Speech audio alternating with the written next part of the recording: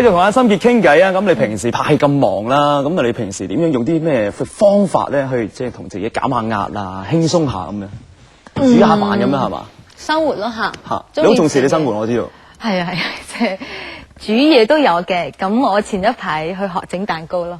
咁叻你啊！因為我咧就因為我中意食嘢，係中意食嘢，所以我就有時想食嘅時候就想自己整咯。咁有時我會即係想整馬來西亞菜啊，就會打電話俾我媽問佢，你上次煮嗰個點煮啊？即係大概講下，就自己試下煮咯。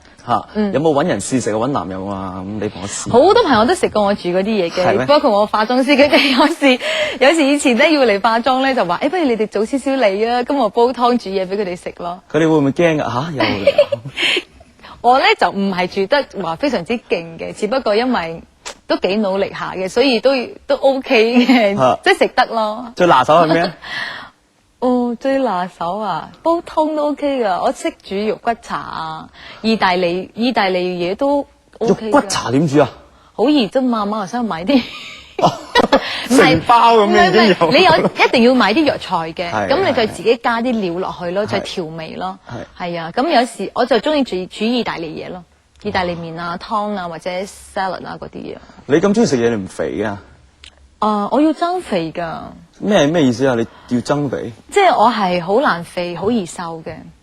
所以咧，你真係羨慕好。所以我可以盡食。所以我每一次譬如話，有時拍戲太攰咧，瘦得太緊要，我要休息1個月，好好咁調養食嘢咯。即係嗰啲減肥乜啊，賺你唔到錢。完全唔得咯。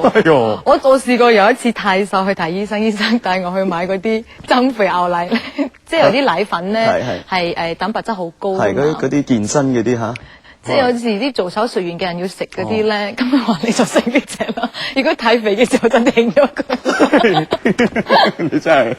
喂，咁啊仲有咩嘢咧？譬如話，我知道你畫畫都幾叻嘅，而家仲有冇畫？而家少啲時間，不過如果得閒就都會畫嘅，畫畫或者做運動我都好中意咯。仲做運動，你會唔會好瘦啊？做啲好劇烈嘅定係咩啊？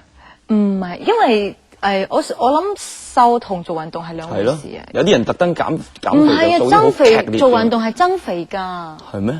因為咧，我哋吸收唔好嘅人，如果做完運動要即刻食咯。係。做完運動即刻食咧係增肥㗎。咁如果要減咧，做完運動就唔好即刻食。即係1-2個鐘之後食咯。我知道。係啊，呢個原理，所以做運動係好好，同埋 keep 住你個人嘅精神好啲咯。係。做啲咩運動啊？我通常中意做一啲好似瑜伽 stretching 嗰啲嘢咯。咁同埋會競走，因為我跑唔到步，膝頭哥唔好就。即係喺大陸拍戲嘅時候咧，就日日出去行咯，快行嗰啲。咁同埋會練氣功咯。奇怪，咁特別嘅，咁多古怪嘢。係咯，會練氣功，所以練氣功身體好咗好多。同埋中意行超級市場啦，又俾人影到咁樣。中意買餸咯。係啊。我係中意日常生活嘅我。係啊。點解你即係俾人影到嘅時候，你遮住啲餸又唔遮住自己，或者走咗去？遮住餸咩？有啊，我未睇過嘅其實。你有冇睇香港寫你嗰啲咁嘅雜誌啊嗰啲嘢㗎？你冇㗎？唔係專登睇嘅，只不過個朋友講，咁係有咩睇下咁樣咯。即係你唔八卦嗰啲嚟嘅。我好少，我同你講唔會嘥錢去買嘅。咁你怕唔怕即係喺街度好多人影你啊，或者有啲譬如狗仔隊啊，你會唔會好煩嘅？有少少覺得好似唔係好自在咁咯，但係都唔緊要啦，因為我覺得我衡量過，我覺得我都係要生活嘅。我唔理你影我，因為我都好正常啫嘛。係人都會去超級市場買嘢噶啦，係人都會行街噶啦。即係我做嗰啲嘢都係好正常嘅嘢啫嘛。我同你訪問咗2日咧，我發現一樣嘢咧，你講嘅廣東話真係幾即係歪歪地。唔係，你講得幾好。你喺馬來西亞嘅時候咧，你已經係講廣東話定係點樣嘅？馬來西亞講福建話。咁我真係睇電視劇同埋電影學嘅。國語就識㗎啦。國語一定識。係啦。咁我識聽，咁我嚟香港嘅時候就慢慢學講咯。哇，好難嘅喎！你喺邊度學下睇電影咁？嗰陣時就日日返公司讀書咯，讀報紙啊，讀雜誌啊嗰啲咯。咁而家咧，即係如果睇到劇本咧，都仲要讀劇本㗎。都仲要讀嘅。因為畢竟你嗰電影就要講得準啲，因為而家平時講其實唔準㗎。咁好好噶啦。嗱，你喺馬來西亞就出生啦，喺台灣度住係咪？馬來西亞長大，台灣住，香港工作，三個地方你覺得點樣？三個地方啊，哈哈，你中意邊個地方多啲咧？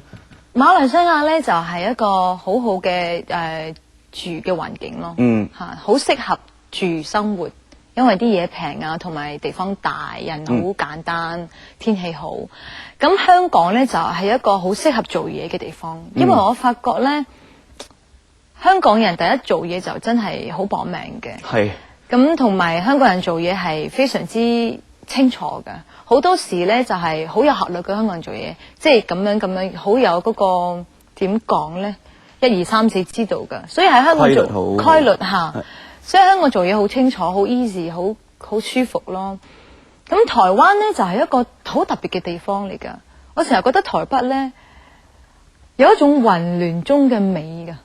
哇，係好後現代喎！你講呢句説話，即係點講咧？因為台北呢個城市加上佢嘅歷史同埋政治一啲嘢啦，所以你覺得台北咧好有時真係好混亂㗎，交通啊、啲人啊，咩事都可以發生嘅。你睇台灣新聞咧，咩事都有㗎。但係咧，啲人又好親切熱情喎，啲有好多好食嘅嘢，咁有好多特別嘅地，即係又幾開放下㗎。咁所以咧，有時你喺嗰個地方生活咧，會俾你好多創作靈感㗎。